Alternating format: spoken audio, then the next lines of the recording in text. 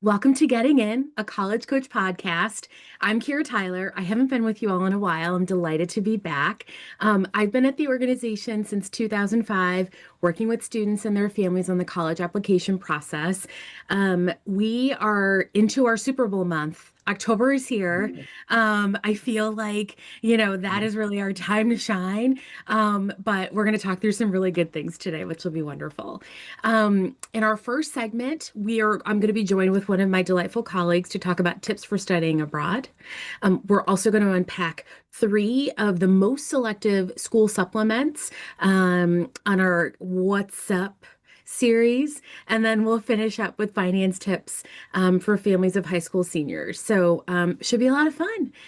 Let's go ahead and get started. Joining us for this segment is my friend and colleague, Jay Bonham. Hi, Jay. Hi, Kira. How are you? I'm great. How are you today? Doing great too. Thanks Good, for having me good. on. Of course. Thank you for accepting. Um, Yes. so, for those of you who may not recognize Jay from previous episodes, he's been on quite a bit.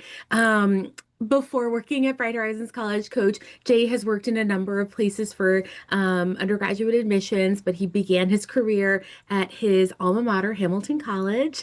Mhm. He was there for quite some time, read at a few other schools, left, moved to the Midwest, and then has been settled here for the last couple of years. So I love working with Jay. He's a great guy. He knows a lot. So Thanks. excited to dip into this conversation. So, Jay, we are going to be talking about parent tips for students studying abroad. So we're going to take ourselves out of the immediate task at hand for people who may have students applying, and we're going to put ourselves in the future. Kids are in a school, moved in, settled, probably in their second or third year. So for students studying abroad, can you share with the audience a little bit about how you came to know about this topic?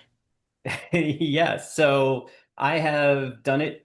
Well, as an undergrad, I did an away program. I didn't study abroad, but I spent a semester in Washington, D.C. So I was in which some people might call their own foreign country, the District of Columbia, with the politics and government happening. But most recently, two of my kids have gone through this process. Yeah. My older child went and studied a semester in Copenhagen, and then my youngest son, who is a junior right now in college, is spending the semester in Madrid. So as a parent, I've been able to see their side of the process. I've Sure. been able, of course, to see where my role sort of fits into Yeah. into that process. And for both of the kids, it's their choices have been great experiences for them, Hmm. and they chose them for different reasons and such. But I think in some ways, just like picking a college, I mean, picking a study abroad program is really about personal preference and depending on what your goals are for the semester. Yeah. But yes, that's sort of my background where I've come at it through personal experience. Yeah. Jay, I love you mentioning that you did a study away Yeah. program because I think some people don't realize that that's an option to study at another institution domestically if you're going to school in the state. So I think that's really interesting. And I think you were American Studies, right? I was a government Really? major. Government major. Okay, So, sorry. correct. Yeah. So, Okay. but in the social sciences, in that, and you're right. I mean, I think that is something that students should consider if they want to spend a semester or even a summer, like Yeah. at another campus or another part of the country. I mean, certainly that is a possibility. So I think that's when students are looking at experiences, you can find them both domestically, but certainly most of them are going to be those international focused. Got it. Okay. So I guess one of my biggest questions is how did you find slash what was the process of preparing to study abroad? Yeah, let's start there.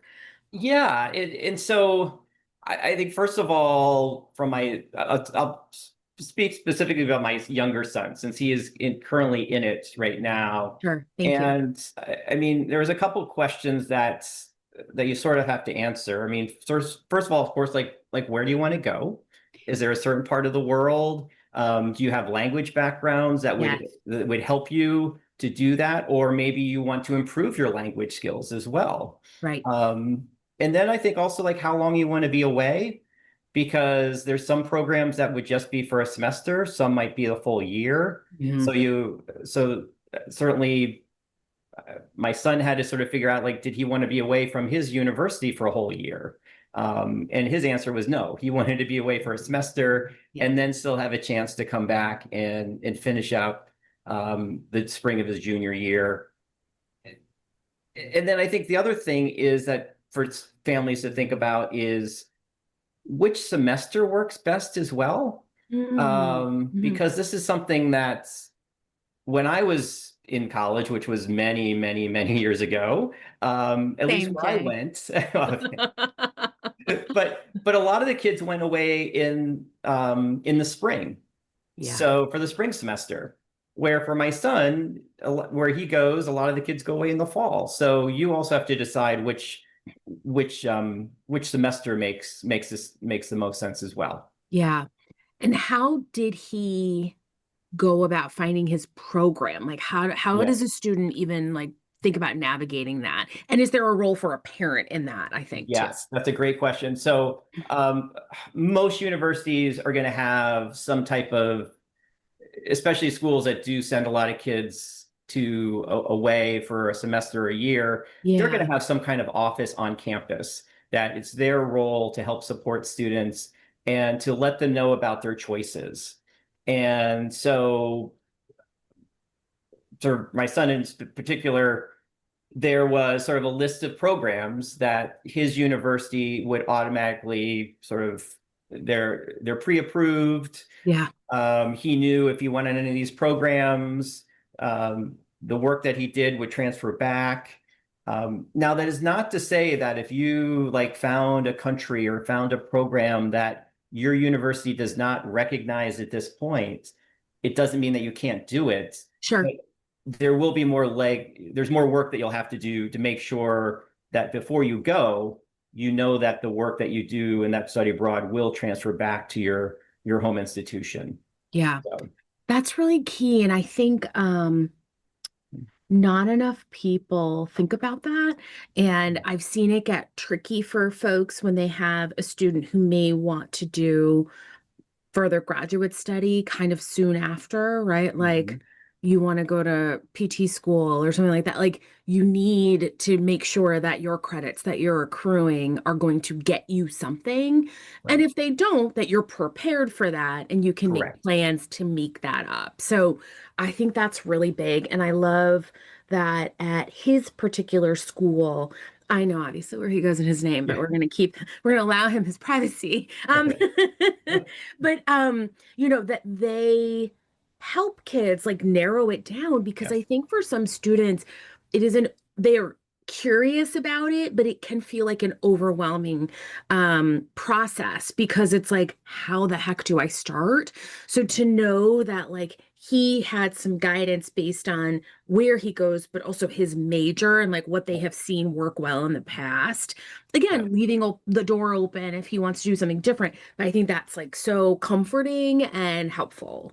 Correct. Yeah. Correct. And I think that it is important to let the students sort of drive the process. I mean, Mm, to let them, but also if necessary, like give your sort of approval or at least say, oh, that's a great idea. I mean, yeah.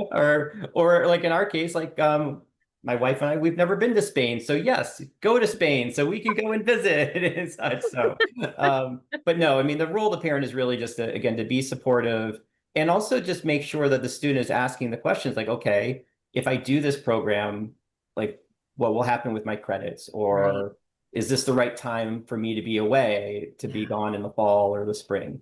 So, Right. And I think that this idea that perhaps at different schools, one part of the year is more popular for people to go. I know correct. schools where like it's really popular for kids to go second semester sophomore year, right? So Yep. I think it's very dependent on like what's the study abroad culture at a particular institution, and then you fold in like what's going on academically with where the student is with their major, and that helps provide some clues. also like I will say personally that like one of my biggest, I don't really have regrets, so I won't say that, but Right. one of, if I could have, I would have studied abroad in college, but I didn't do it because I like didn't want to, or like I did it because I actually really couldn't, right? So Yeah. there Yeah. are some majors. I was a flute performance major working towards a Bachelor of Music performance. It's very specific, and there just is not any room in the program to be able to get your performance requirements, Yes. right? Like I couldn't have made up an orchestra credit while studying in Spain, for Right. example. Right. So there are some programs where, that's a better summer pursuit. Like that's Correct. probably what I should have done, but I don't know that that was so popular then either. Yeah, I mean, I think there's a lot more summer Me opportunities, too. even from like from your home institution. So when Yes, you're exploring study abroad programs, there might be, yes, programs where you go and you enroll actually through a different school and go, right. like my son is doing, or your school may have programs that they offer, maybe sometimes even like spring break, where professors will Awesome. go and do like a mini class. Yeah. So I think there are a lot more opportunities now if for kids who do want to have that experience. Agreed. Or like January term. Yes. Yep. Like my oldest brother, they did their January term. He was also a music major abroad. Yep. Now, did they have to come home because there was an international skirmish? Yes. That also can happen, right, Jay? Like Yes. these programs, schools don't want to put their kids in danger, any perceived danger. Yep. And so, if there's something going on internationally and like the State Department deems that it's not, they don't feel like it's safe, or the school feels like it's not safe for their students to be abroad, they will pull them back. But that was a really interesting opportunity to go during like the month of January after break. Mhm. So that's also like so helpful. Yes. Yeah. Yeah. And so, I mean, yes, you're the home institution wants you to be safe. So if there were issues, they would be in communication. Um, so yes, that's Yeah. definitely something to know. Yeah. Jay, I had like a little bit of a light bulb go off because I realized that there are so many popular programs for students that are applying to college, get into college, and doing a start abroad, right? Mhm. Like NUN in Yeah. did I say that right? Yes. NU in Yeah. Northeastern In, in, in somewhere, yes. in somewhere, right? Insert country. And so like I had Sarah Calvert Coopram on over the summer. We were talking about that. And I just realized I want to be clear with people that we are talking about programs for when your student is on campus as a student. So Correct. Jay and I are not really having a conversation about my kid got admitted to start abroad for a semester, but rather they have been at their home institution and are now going somewhere else. So That is correct. I just was like, we should probably say that because Yeah, that's a good point so because many there's people, it's a great option and it's so popular. yeah. So, Yeah. anyways, So yes, I mean yeah, so what we're talking about, yes, those kids who usually it's a junior year, but you bring up a good point that there are definitely more kids, even like second semester, sophomore year, who yeah, might be spending the semester. So there's flexibility there, but it would be once they have started at their institution. got it. Okay. So I've heard you say some really good tips, like kind of pointing some things out. I'm wondering if you can share your top two do's and don'ts. Yeah. And maybe one of them can be about the visa process. Yes. Okay. Yes. Okay. So Okay, go ahead, so Jay. I mean, I think one would be definitely you want to be proactive with planning. Yes. So making sure your passport is won't expire during the time that your child is going to be away. Yes. Learning about the visa process because most countries, because you're not a tourist, you're a student. So there's a different process that you'll need to go through. Your home institution will help you with this. So it's not like you have to do it blind, but certainly you have to keep that in mind as you're planning the process. One other thing, like definitely a big do, is also to figure out the finances in the sense that how is the semester, how are you paying for this semester? Yes. Most universities, they will do the billing for you. Like you basically pay your regular bill to the university where your son or daughter is going to. They then will send the money to the study abroad program. Got it. So, but that's something you want to check because Okay. some universities may not do that.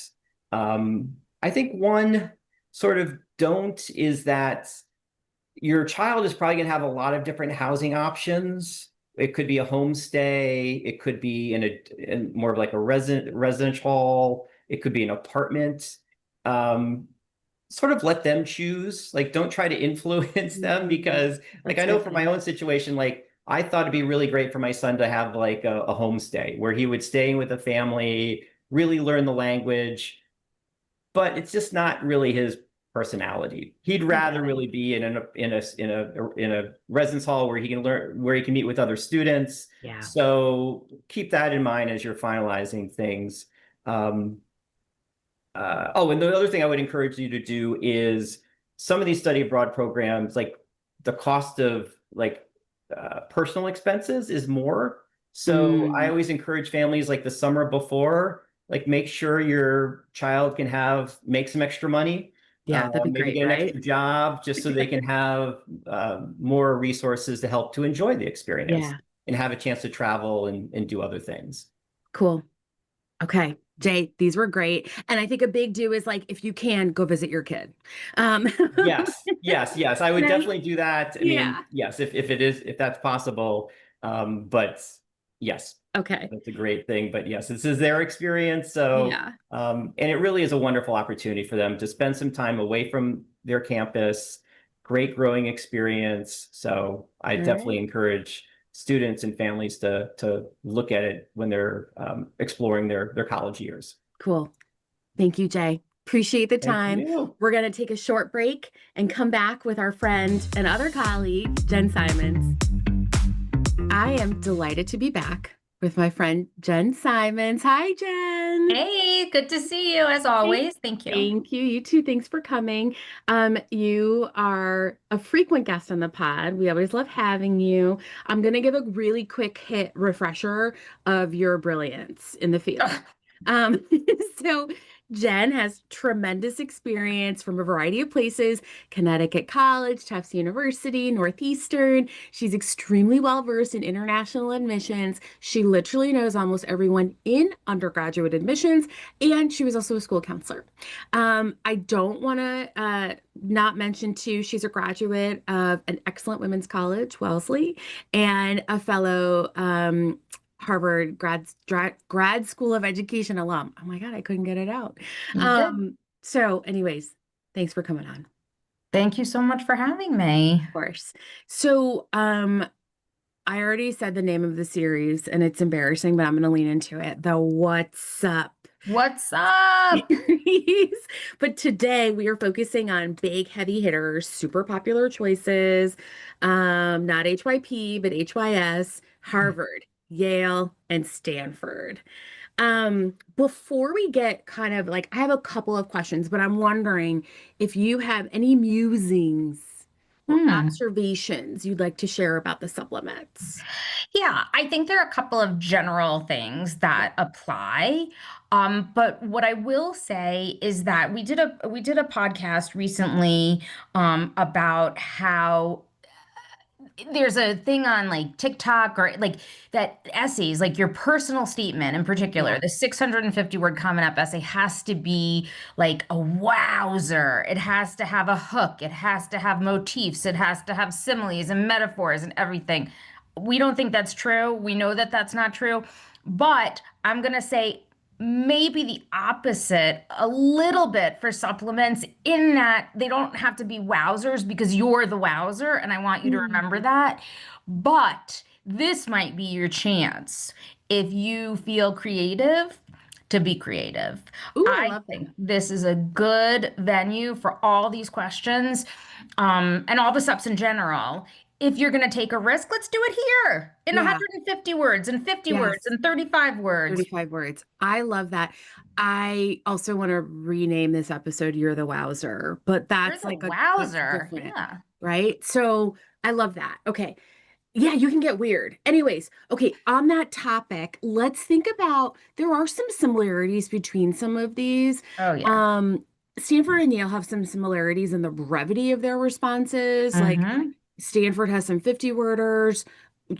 Yale has 35 words, which can be like, I mean, I don't know about you, but some of my students have really struggled. Great writers, but like it broke Mm. their brain a little bit to write 35, words. But let's, on the topic of wowzers, be creative. I think one of the questions that really can pull that out, kids can lean into, would be Stanford's like, what is the most significant challenge that society faces today? They also have what historical moment or event do you wish you could have witnessed? And then Yale has they also have like a historical question too. Mm-hmm. Um I can't find it right now, but it's there. And so I think, oh no, they've got this if you could teach any college course, write a Course. book, Yes. right? Yes. So I will download for 35 seconds and then I'm curious to hear what you No, think. good, good. I always say to my kids, especially for like the historical one or like what's our greatest challenge, they'll tell me something and I'll be like, "Great, what's your next one? Great, what's your next idea?" Like I'm talking like let's go like 5 levels deep. Hmm. Because I feel like they're gonna be like, "It's the moon landing." And I'm like, "Cool." Like we're both like, "It's not the moon landing." So No. like, what do you think about these kinds of questions? I think so. The historical question to me is very different Hmm. from the real life problem that's facing us today. Yes. Also, a little different from the course selection, but I think that the course selection and the history are more similar in that you can make stuff up if you want. And by that, I mean have an informed, okay, so we're not just like spitballing, but Yes. I wish that I could go back in time so I could sit with Shakespeare's sister because she really wrote all of his plays. She did all the hard work. He was just Yes. a front or something like that. And so I Yeah. go back to Stratford upon Avon, or something like that that says it's not even a wink. Like, I know this isn't real, but you have enough information about history and reality to have fun with it and Right. make it something that you want. Right. I think all of these questions, and I will say this again and again, whether it's the personal statement, whether it's Yeah. these short answers, whether it's the micro answers, go small. It's like you said it in a different way. Go 5 levels deep. I say go micro. Right. It's the same thing is that when you say the moon landing, okay, that's fine. And you can certainly write about a real situation or a real thing for these historical things, but what about do you want to go into that spaceship before the moon landing to feel how anxious they were if you have to do the moon landing, for example? I Yeah. don't think you should. Like, do you I just agree. go into that sort of micro space? You want to get into your own head, you want to get into their head, and you want to be so specific that it's like that texture of the specificity, the details Right. really come through. Yeah. I think that with the actual, like with a real life, something that's plaguing us today, you know, there's nothing wrong, and we say this again and again every time we talk to students. You can express your political views, right? Like I think Sure. you couldn't be, alive today and not feel one way or another about what's happening in the world. And maybe this is true sort of all time, but I think we're in a particular moment right now.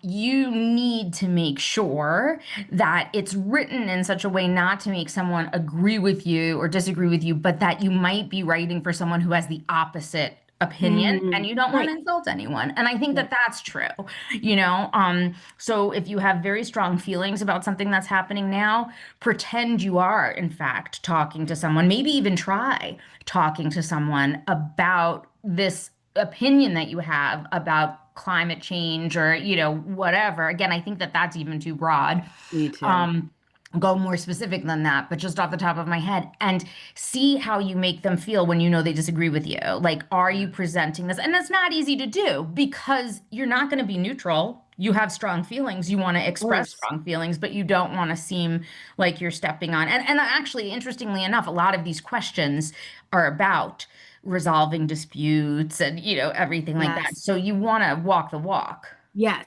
And I love this idea of like trying it out on somebody, Oh, talk it yeah. through, because I do think I love having these conversations with my students. I think it's a way that I get to know them better. I think it is a way that they get to test out, their argument, their Hmm. take Yeah. on somebody that they don't know as well as they might know a parent or, a teacher or something. So I really love that. As you were talking, of course, I was like, what would my college course be? But like, Oh, yeah. I think this is also an opportunity for people to let their passions, their hobbies come out. So like, I have fallen into the corny world of Labubus. I'm just gonna say it. And so like maybe you can't see it behind me, but maybe Oh, I can. Oh, hello. Maybe my course is like from Teddy Roosevelt's teddy bear to, 2025's macaron or big energy Labubu, right? I love that. TM, don't use that, people. I don't know. But you know what I'm saying? So like I do think like if you've got your brain on something, if you've got something that you're like you come back to and you really, really love it, like let's let that drive it. But Oh, you sure. said something really interesting about like not agreeing. And I think like Harvard, a few of them have that. Hmm. Um, well, Yale has reflect on a time you discussed an issue important to you with someone holding an opposing view. Hmm. Did you find that experience meaningful? I love that because I'm a Hmm. talker. You and I are both talkers. Sorry, everybody. Harvard has described a time when you strongly disagreed with someone about an idea or issue. So, like, this idea, I think, is something that people really, this is nice to bounce off somebody. Yeah. Yeah, absolutely. And I I love think that, this. um, it's so interesting too, because I think that if we think about the application as a whole, these are all puzzle pieces. I love what you said about find your happy, but I have to tell you, Kira, I think that the issue is more with students that don't, it's not that they don't know what their happy is, but how many times has a student asked you, I don't know what my passion is. I don't know, like I'd write a course, but this is the time to like, it doesn't have to be academic, right? Like you said, Yes, yes, you're making it yes. like And academic because you're teaching a course about it. agreed. So, but it could be something more whimsical, I A think, hundred than percent. that. And you're right. I probably would not have said the word passion to my students because Oh, I maybe you didn't. Maybe it's I an just it's said it. no, Yeah. no, no. But I think that like also like we should stop saying that. Counselors Yeah. stop saying that. Admission officers stop saying that to kids. Puts way too much pressure on them. I don't know what my passion is. My passion is Mm. getting up every day and making it, and like getting myself to bed at night feeling like I had a good day. And so like when you say passionate, it does put a lot of Mhm. pressure. But it's like, what do you think about when you're not trying to be smart? When you're just being yourself, Yes. sitting around being Jen, talking to your friends, right? Like Yes. that's I think that's the point. Yeah. Do you think for the disagreement that there's things that people should maybe stay away from?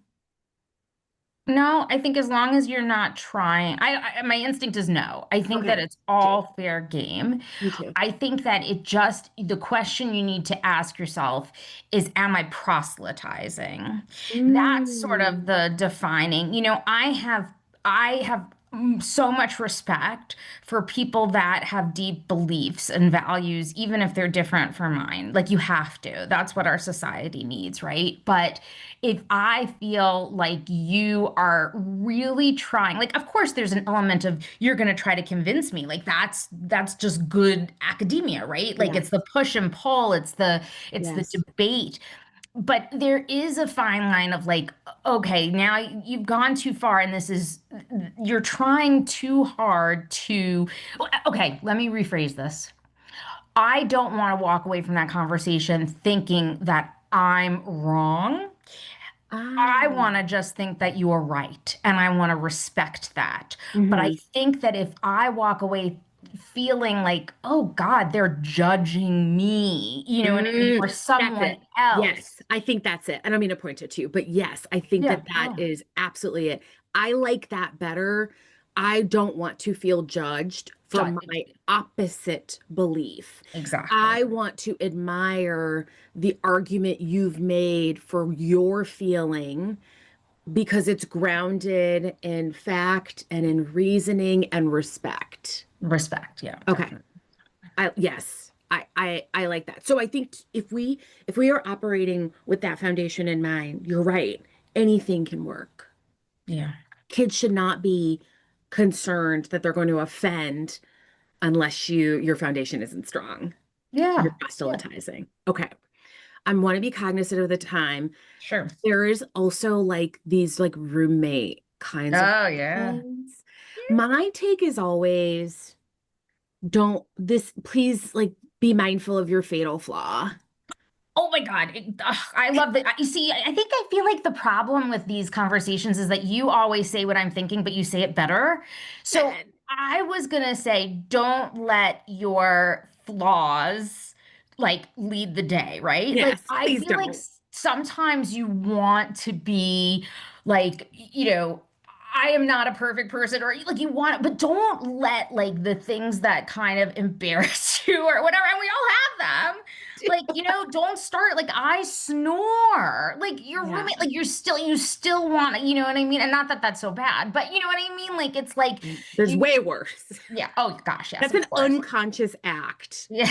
A conscious act Right. that we might find disagreement over.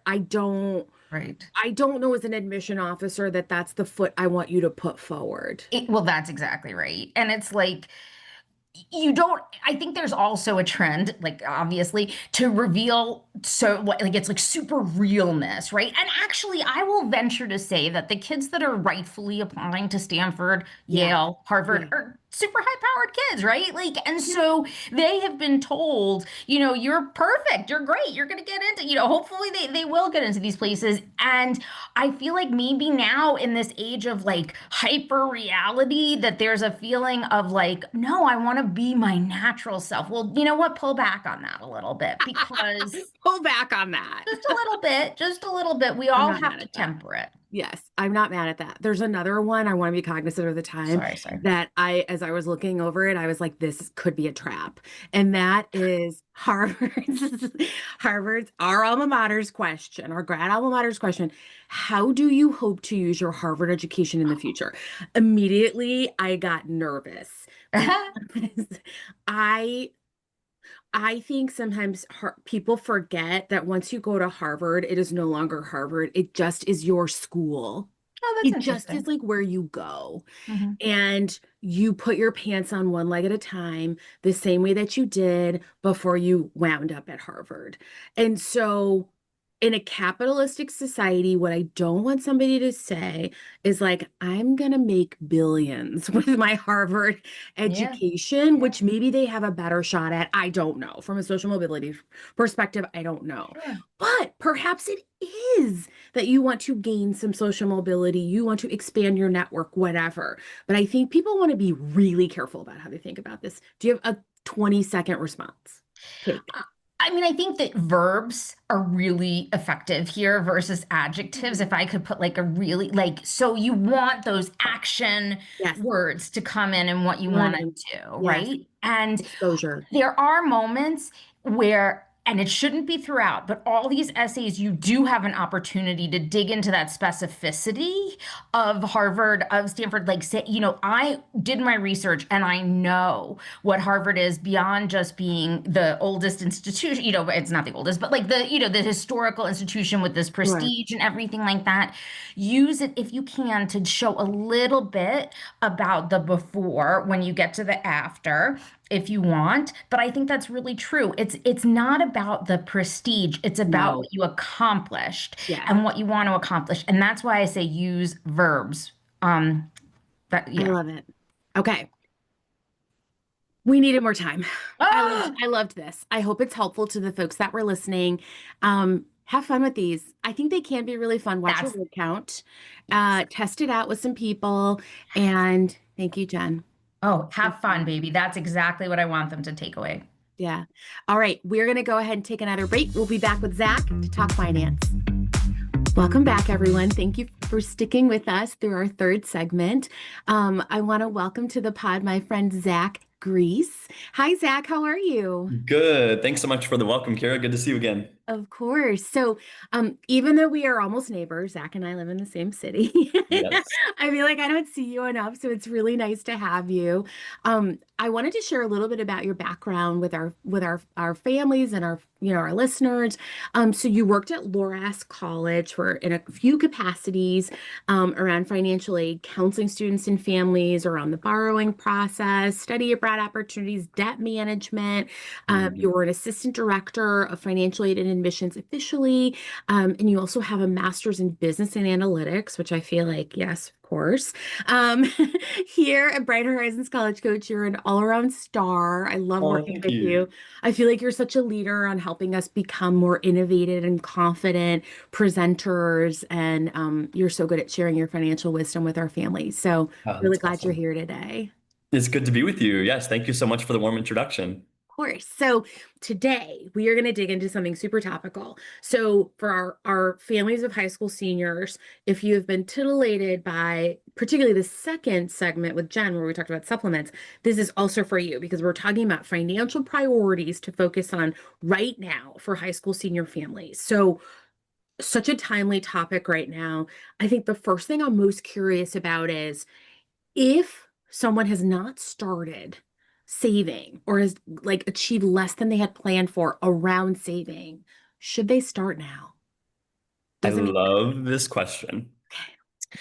And I will be a cheerleader for the perspective that saving is always a good thing. Me um, too. yes, it does. A couple additional thoughts to add some color there Mhm. to how I see this. Yeah. I think the presumption that I hear from some families who ask this question is Mhm. knowing that I only have, let's say, 12 months, we'll round up, until Yes. fall of next year when I would be deploying my savings. Yes. Is that really going to be worthwhile? Is money going to grow? Is it going to do what I hope it does, or Yeah. should I, use it in other ways, or spend it, or feel less bound to that idea? Mhm. And something that I always encourage families to keep in mind is that if that is your thinking, perhaps pan out and consider saving for senior year of college if it's a 4-year program. Perhaps pan out and consider saving for year 2 if you're going to a 2-year program. I don't think we have to always set our sights on having everything saved for year 1, right? We might have a strategy for year 1 where Got we it. borrow, or we submit a FAFSA, or we use other Right. strategies to cover the cost. We could set aside a goal for senior year, just the way you would with buying a house in 5 years, or a car, or whatever else might be on our listeners' minds as a bigger purchase. So I think Sure. that's worth reflecting on. The other thing I hear sometimes embedded in this question is that I believe most families recognize that when they're being considered for need-based aid, Mhm. the perception of means is a part of that factor, right? Income and assets and savings. And so therefore we may feel nervous that if we are perceived to have savings and we've done some of that, made that sacrifice, it's Sure. going to be consequential for us in that evaluation of need-based aid, which high level is true. Again, it's technically true. Where I think there are some more details worth considering would be that, number one, if we save $10,000, for example, that asset, if we put it in a 529 account, it's on the FAFSA, if I pick on that form, is a Yep. parent asset. Okay. And it would only factor into our capacity, or our perceived capacity to pay. We call it the student aid index, in the amount of maybe $200 to $300. So we're really not talking a Man. monstrous high magnitude impact on this Yes. perception of our means. Yes. And so for that reason, I think unless we're really talking large dollar values between now and next year for our senior families, I just don't know that that's really meaningfully going to impact their grant. And if they were to lose a $300 grant, let's say, but they had $10,000 in savings, I still think that's a net win. So Me too. those are maybe some thoughts. Mathematically, also, it is a net win. Yes, yes. We can state that more definitively. And so I think that brings me to my short answer with some detailed background of savings is always a good thing. Yes. Thank you. And I would say what I love about your answer and your explanation is that it also highlights the diversity of saving. Like I mean the idea that it's like, oh right, I can save for year 2 of a 2-year or year 3 or 4 of a 4-year. Like it doesn't have to be an all or nothing. Yes. And it's better to do, like many things, it's better to do something than to do nothing. And doing something also helps build momentum and routine and discipline. So yes. Okay, great. All right. My other question is, so obviously like net price calculators, we hear that phrase thrown around. But for families who just may be getting serious about this, what is a net price calculator and do they need to use them? I love this question as well. This is good to think about at this point for our seniors. Yeah. A net price calculator, by definition, it comes from the federal law that schools who are providing federal dollars in the form of, let's say, a Pell Grant or educational loans or whatever the case is, many examples of that. Yes. They have responsibilities, right, to the federal government. That's part of this give and take, this negotiation. We're going to provide funding for our students through the federal government, but we have rules we as a school need to abide by. One of which is that they have to provide a net price calculator, which is where this concept comes from, that shows the federal need-based dollars a student may get should that student decide to go to that college. Ah, okay. And I use that language technically because very specific. If we jump to the next part of the question, which is should we use it? My answer is yes. I think it's a good data point. Yes. But where I would encourage families to factor that into their view and their decisions as just a single data point is that some schools may simply abide by the law's technicality. I showed the student as a school whether or not they got a Pell Grant or an unsubsidized or subsidized loan. But you and I know that we have state need-based aid, we have school and institutional need-based aid. And so for a school that only meets the minimum, my concern would be that it's really a very loose data point. You may very well get need-based aid from the school, even if you don't get it from the Pell Grant program, for instance. And so I think that may create a situation where some schools' net price calculators are very valuable. And in fact, I should state this more factually. Some schools' net price calculators are going to be more valuable and factual. Others may be a looser estimate. Generally, if a family is thinking, well, how would I know? They could ask the financial aid office, are you showing federal and state and institutional need-based aid? What is it you're going to show me? How accurate might this be? Those are fair questions. Some schools might publish that. The other thing that I notice is the more information a net price calculator asks for, I think the more robust the output is, right? The more we give it, the better the output will be.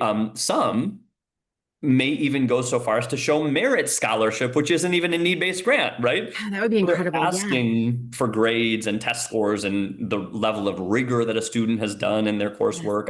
I think we may be able to presume that this is more factual. But again, I think the best way to obtain that would be to ask the school, what is it you're going to show me in the net price calculator?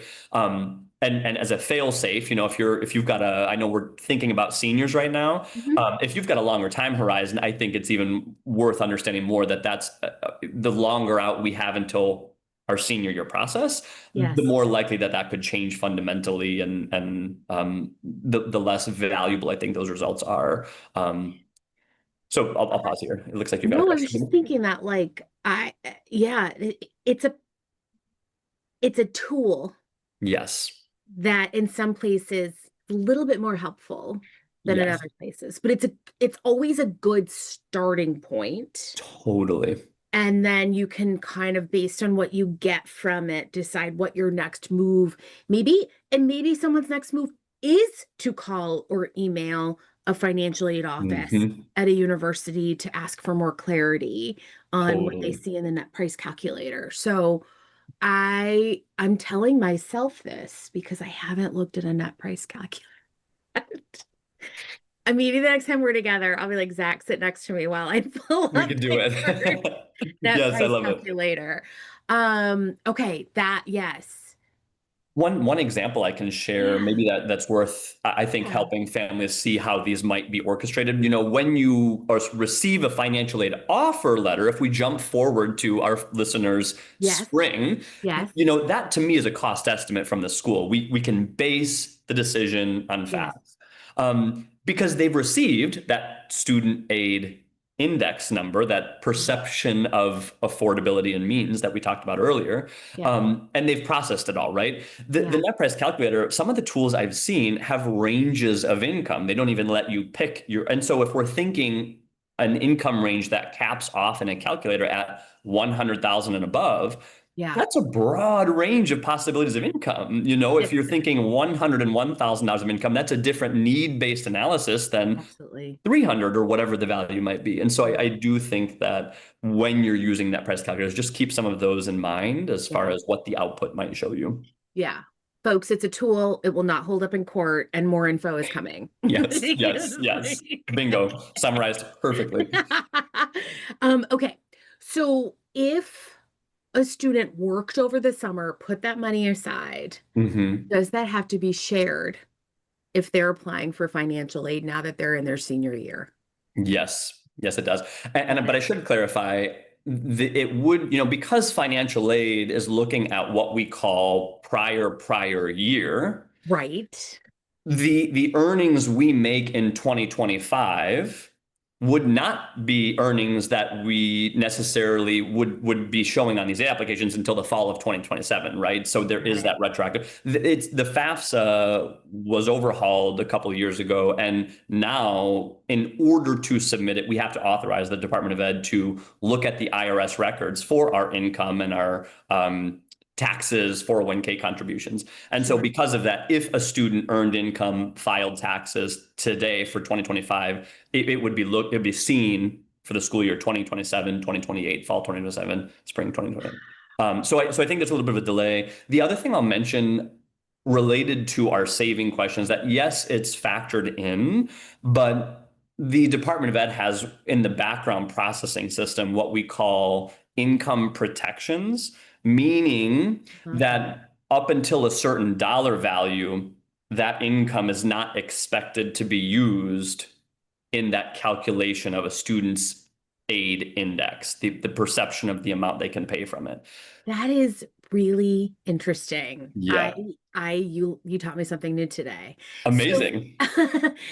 okay, can I give you an example then? Because I am curious about what that income limit looks like. Is that the Hmm. right phrase? Okay. Yep. So, okay, let's say this is not my situation, but let's say that you have a young person who happens to be a content creator and has opened toys on YouTube since they Yes. were 9 years old, and they now receive a sizable income. What is that amount? Yes, it has an inflationary metric, and I Okay. don't recall it off the top of my head for this current year, but its ballpark would be $9,000 or so. So if it's a student who's working a serving job, or Yes. for example, was a lifeguard and I taught swim instructions, Yes. swim lessons, you wouldn't have maybe ever run into that. But I do think in the example you cite, Yes. we're on social media, we're selling products, we Yes. may eclipse that, in which case anything above that income protection is going to be perceived as income that we could use to pay. If a student earned, let's say, $5,000 Yeah. over the summer, not going to be seen, even though it would be on the form in the future. Glad I asked. Okay, that's Yeah. great. So basically, people save. It's never too late to save, Mhm. and allow your children to work. right? Mhm. Like, don't see it as a detriment. See it as the opportunities that they'll receive, the lessons they'll learn, the money they'll make. Good Mhm. stuff. Okay. Good stuff. Let's, like, within the next 90 seconds, do you have a couple do's and don'ts for what families can do now? You gave some good ones already, but Good. Yeah, as of yesterday, the financial aid applications are open. We're excited in the financial aid world. I am, but I imagine many of our professionals and even are, yes, because for the prior 2 years, with the overhaul to the FAFSA, we haven't had an October 1st celebratory date that the FAFSA was open. We've had to right, celebrate that later in the year. So right. this is good. You can create your accounts at the federal student aid website and then go do the FAFSA, the CSS profile, if you're planning to seek need-based aid and you want to be considered. That would be a valuable step if you fall into that situation. I also think that depending on which schools we are considering and where we're at with the application process, it could be that we may have a little more time now as we perhaps finish our essays or we finish some of the Common App requirements.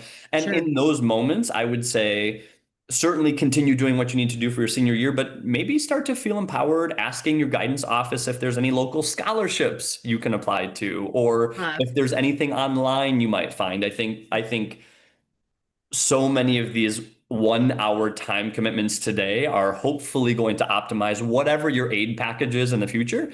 And so I would just say if you're already used to setting aside a couple hours a week working on college stuff, Yep. keep that momentum going and look at ways to now optimize, beyond where we're at today and for the future. Awesome. That sounds really, really good. I learned a lot. I think that there's some great nuggets in here for families. I want them to feel empowered, not paralyzed. So I love you're always so positive. Thank you for joining us, Zach. I had It an was my awesome pleasure. time. Likewise. And to our listeners, please come back next week. Sally will be hosting. She's going to be joined by our guests, Mary Sue Yun and Chrissy Foran, who is Zach's colleague on the finance team. They're going to dig into more supplements, Columbia, Barnard, and University of Chicago, and unpacking some financial aid jargon. And I would love to invite you all to share feedback, subscribe to our pod on Apple, on Spotify, on I'm forgetting another one, Amazon Music, through Voice America. We love hearing from you all. And if you've missed any episodes, you can search through our archives. We have a gazillion episodes, a huge range of topics.